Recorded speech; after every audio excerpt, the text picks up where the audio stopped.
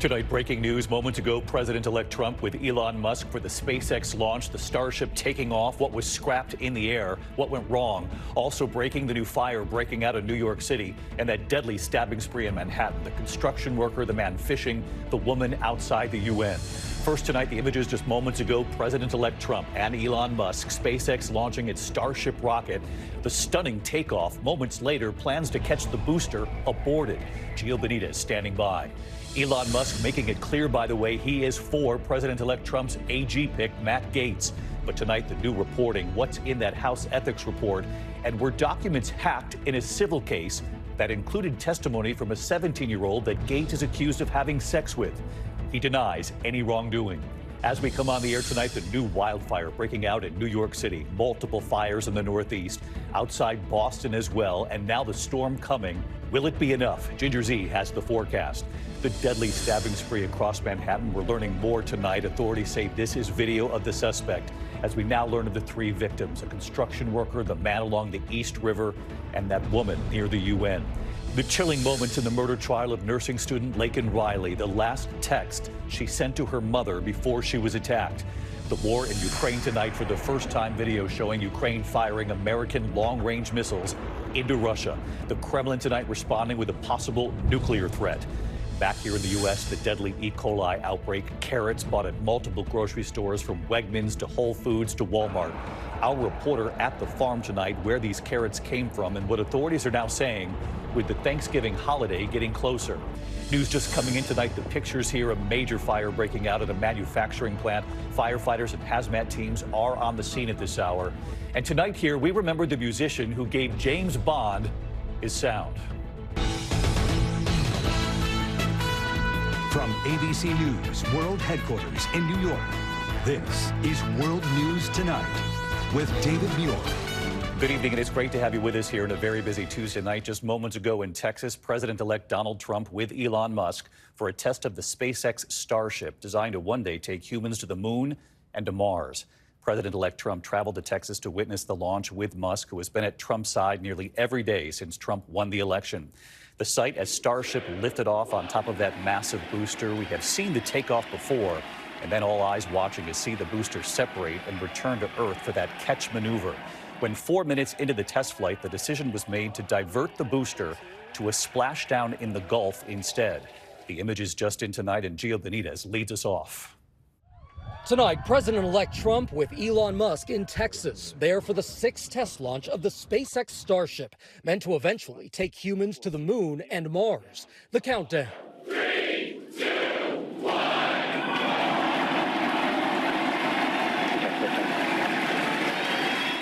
The launch itself successful, the booster even detaching as it's supposed to. Ship engine startup. But then, SpaceX seeing some issue with the booster. Booster offshore divert. Unfortunately, that means that we are no-go for the catch. It was supposed to land back in Texas, but to save it from potentially destroying the SpaceX launch facility or endangering lives on land, the booster shifting course and heading to the Gulf instead for a splashdown. And David, Elon hopes to send Starship to Mars without passengers by 2026. Of course, they're going to have to keep testing this before they put any people on board to make sure it's safe. David. Gio Benitez watching that test flight for us. Gio, thank you. President-elect Trump there with Elon Musk amid the political firestorm involving Trump's pick for Attorney General Matt Gaetz. Also tonight, the news the president-elect has big plans for Dr. Oz to join in a major role in the administration, too. Well, tonight, Elon Musk sending out a message saying he supports Gaetz and what he said about him. There's also new reporting here. What's in that House ethics report? And were documents hacked in a civil case that included testimony from a 17-year-old that Gaetz is accused of having sex with? Gaetz denies any wrongdoing. And late today, that pick from President-elect Trump, Dr. Oz. What will his role be? Here's Mary Bruce tonight. Tonight, President-elect Donald Trump at that Texas rocket launch with Elon Musk, the two men virtually inseparable since Trump won the White House. And tonight, the world's richest man with a public vote of support for Trump's most embattled cabinet pick, his nominee for Attorney General, former Florida Congressman Matt Gaetz. Musk posting that Gaetz has 3 critical assets that are needed for the AG role: a big brain, a spine of steel, and an axe to grind. Adding Gaetz will be our hammer of justice. But Gaetz faces a Senate confirmation first, and tonight a growing number of Republican senators are demanding the release of the report from the House Ethics Committee, which investigated Gaetz over allegations of sexual misconduct and illicit drug use. I think that if they want a speedy consideration of this nomination, we've got to have as much transparency as we can have. The committee spoke with two women who say Gaetz paid them for sex. One of them testifying she saw the congressman having sex with a 17-year-old girl. Her lawyer talking to ABC's Juju Chang. At this particular event, what did your client witness? So she testified in July of 2017 at this house party. She was walking out to the pool area and she looked to her right and she saw Representative Gaetz having sex with her friend who was 17. Sources tell ABC the committee also heard from that 17-year-old girl, now in her 20s. Tonight, some senators say that whether or not the Ethics Committee releases its report, if there is damaging information about Gaetz, it will get out. It comes as we are learning a hacker has obtained documents from a civil case involving a friend of the former congressman, including a deposition from that 17-year-old girl, as well as from the other woman who says she saw the sexual encounter. Senators have hinted the women themselves could be called as witnesses in Gaetz's confirmation hearing. The reality is all that information is going to be on display at the hearing. Think Brett Kavanaugh. Gaetz has denied any wrongdoing. President-elect Trump has been personally calling Republican senators, urging them to get on board. But tonight, Alaska's Lisa Murkowski says she won't be a rubber stamp. I'm not interested in a process that would just say, well, because the president has named him and you have Republican chairs coming into the new Congress, that we just move people out. There needs to be legitimate vetting. This is our job. Tonight, Trump standing by Gaetz. Mr. President, are you reconsidering the nomination of Matt Gaetz? No. Gaetz just one of several controversial cabinet picks. Trump tapping noted vaccine skeptic Robert F. Kennedy Jr. as Secretary of Health and Human Services. And tonight, the president-elect announcing one of Kennedy's top deputies will be TV personality Dr. Mehmet Oz. Oz, who ran a failed Senate campaign in Pennsylvania, now picked to run the Centers for Medicare and Medicaid Services, working closely with Kennedy, though neither man has any government experience. Now, tomorrow, the bipartisan House Ethics Committee will meet to decide whether to vote to release its report on Matt Gaetz. Democrats say it should come out. The question is whether Republicans will agree. Meanwhile, tonight, Trump continues to fill out his team, naming his transition co-chair Howard Lutnick to be Commerce Secretary. The billionaire investor had been running a not-so-subtle campaign to be Treasury Secretary. Sources, though, say that didn't sit well with Trump, who's now opting to put him in this position instead. David. All right, Mary Bruce with us on a Tuesday night. Mary, thank you. Tonight, the new fire breaking out in New York City. Dry, windy conditions from New York all the way to Boston tonight, where they're dealing with fires, too. Ginger Zee is standing by on this new system coming through, bringing heavy rain and when it hits. But first, Trevor Ault on the scene of this new fire right here in New York tonight. Tonight, a brush fire breaking out in New York City. Smoke billowing along Upper Manhattan's Harlem River Drive. They've got about 10 acres burning at this point. It is a second alarm blaze that they are trying to get under control. The FDNY says they battled more than 270 brush fires in the first 2 weeks of November. This one just the latest to flare up in the drought-stricken Northeast. Overnight south of Boston, gusty winds fueling a brush fire in Milton. Crews there battling the flames as the blaze grew to more than 40 acres.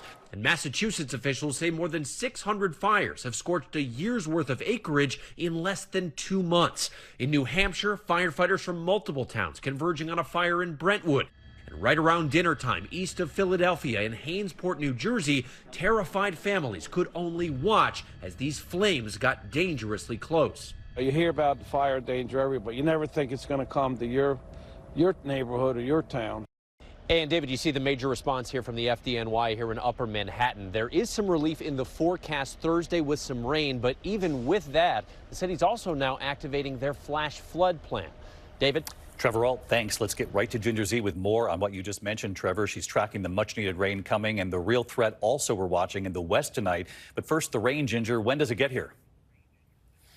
It gets here Thursday morning, but it'll start Wednesday night in Pennsylvania. I'll time it all out for you, David. We desperately need it. New York City has a 9-inch rain deficit since September 1st, and it looks like we could get an inch or two. See how the timing there stops at 7 a.m., but it's going to be so heavy and we're so dry that flash flooding and ponding on the roads, especially for that morning commute on Thursday around New York City and New Jersey, going to be an issue. Boston gets it by the evening of Thursday, and then into Friday we'll have some wraparound, so that'll be some much needed and added moisture. And you notice there's some snow there in the Poconos and Catskills, too. Have to tell you about the life-threatening flash flood potential for Northern California, the blizzard warning in the Cascades. We're talking feet of snow in the Sierra Nevada and winds, David, up to 85 miles per hour. Yeah, the real threat in the Northwest, and you mentioned that flash flooding here in the Northeast because it's been so dry. We'll be watching that right here with you, Ginger. Thank you. Also here in New York City tonight, we're learning more about that deadly stabbing spree right across Manhattan. The suspect appearing before a judge, charged tonight with 3 counts of first-degree murder. Police say he has confessed to the killings. As we now learn more about the 3 victims, a construction worker, a man fishing along the East River, and a woman outside the UN. Here's Stephanie Ramos. Tonight, the suspect police say is responsible for a bloody and deadly stabbing spree across the heart of New York City, appearing in court, now charged with 3 counts of first-degree murder. According to police, 51-year-old Ramon Rivera confessed to the callous killings. Why'd you do it? Carried out just before 8:30 a.m. Monday. And is seen here putting on a hoodie, gloves, and pulling a large knife out of a backpack before stabbing a construction worker, a man fishing, and then a woman outside the United Nations. Rivera was arrested nearby with bloodstains on his clothing, armed with 2 large kitchen knives. The construction worker, Angel Landi, was stabbed multiple times. His older sister Berta saying tonight, "I need justice for my brother." The deadly attack has many on high alert as questions grow about why Rivera, who has a history of mental health issues and a lengthy criminal record, was on the street after 9 prior arrests here in the last year. David, the mayor says this is a wake-up call for our justice system. All 3 murders were unprovoked. David. Stephanie Ramos in New York. Steph, thank you. We turn to the chilling new testimony today in the trial of an undocumented migrant from Venezuela accused in the murder of Georgia nursing student Laken Riley. The last text tonight that she sent her mother. Here's Faith Abube. In a Georgia courtroom today, prosecutors showing this chilling security footage they say shows Jose Ibarra just hours before he allegedly killed nursing student Laken Riley on a nearby jogging trail. The hooded figure seen lurking around apartments at the University of Georgia, peering into windows and trying to open a door. What does he do right there at 754? He is ducking down. Prosecutors say Ibarra was hunting for women the morning Riley was last seen going out for a run, reading her final text to her mother. It says, "Good morning, about to go for a run, if you're free to talk." But prosecutors say minutes later, when Riley's mother tried calling her back, it was too late. The 22-year-old trying to call 911. Hello, this is Clark County 911. Can anyone hear me? 17 minutes later, Riley was dead. Her mother still frantically texting, "You're making me nervous not answering. Are you okay?" The gruesome details about Riley's murder were too much for her loved ones to hear. Ibarra is an undocumented migrant from Venezuela. The case has become a flashpoint in the debate over immigration. He's pleaded not guilty. Late today, telling the judge he will not take the stand. Mr. Ibarra, do you want to testify? No, sir. And David, the prosecution has rested its case today. The defense could also wrap tomorrow. David. Faith Abube tonight in Georgia. Thank you, Faith. Tonight, U.S. officials confirming that Ukraine has fired U.S. long-range missiles into Russia for the first time. The Kremlin now responding with a possible nuclear threat. Ian Pannell inside Ukraine again tonight. Tonight, Ukraine firing the first American-made long-range missiles into Russia. Targeting an ammunition store in the Bryansk border region, seen in videos circulating online. A U.S. official telling ABC News 8 missiles known as ATACMS were fired and 2 intercepted.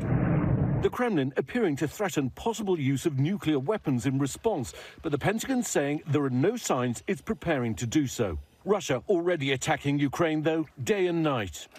We joined drone hunters trying to intercept attacks. Suddenly, an incoming drone. You can hear it in the sky. The team scours the skies and opens fire. These drone hunters are out every night across the and across the country as Russia sends more and more drones across the border into Ukrainian cities. The drone gets away as the team works through the night, defending family, country, and freedom. David, today marks 1,000 days of full-scale war in Ukraine, and despite all these talks about peace plans, there's no clear end in sight. David? Ian, Pannell, and our team in Ukraine, we thank you again tonight. Meantime, back here in the U.S., the deadly E. coli outbreak tied to organic carrots. At least 39 people sickened across 18 states. One person has died. The carrots bought at Wegmans, Whole Foods, Walmart, and others, traced to a California farm tonight. And Melissa Adon is there. As families are heading to the grocery store ahead of Thanksgiving, tonight, Grimway Farms, one of the largest producers of organic vegetables in the country, at the center of that deadly E. coli outbreak, tied to bags of its organic whole and baby carrots. At least 39 people falling ill so far across 18 states, more than a dozen hospitalized. Officials revealing a Los Angeles County resident died after eating the contaminated carrots. That person was over 65 with pre-existing medical conditions. The case is linked to these brands of organic carrots and baby carrots harvested at Grimway Farms in California and sold at popular stores like Target, Wegmans, Trader Joe's, and Walmart.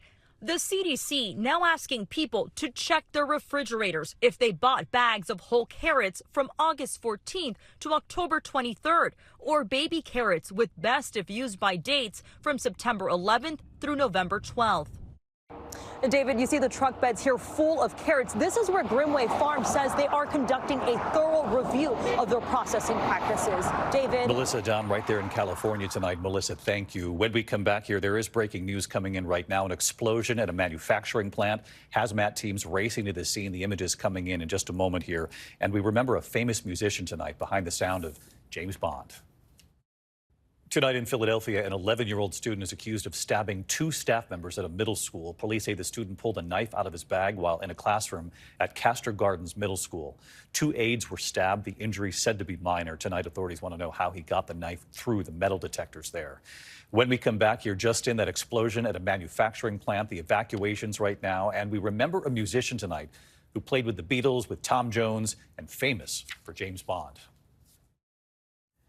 To the index, and we're following news of an explosion at a manufacturing plant in Tulsa tonight. Hazmat teams are on the scene right now. Authorities say the flames erupted at a natural gas well. Black smoke coming from the facility, visible for miles. People in neighboring buildings evacuated tonight. That fire still burning. When we come back here tonight, the tributes pouring in for the musician who helped define the sound of James Bond. Finally tonight here, remembering musician Vic Flick and his unmistakable sound, from playing with the Beatles to James Bond. He was the man behind the music. For James Bond 007 for decades, that song. The first time Dr. No, 1962, the musician playing the guitar, Vic Flick. Bond. James Bond.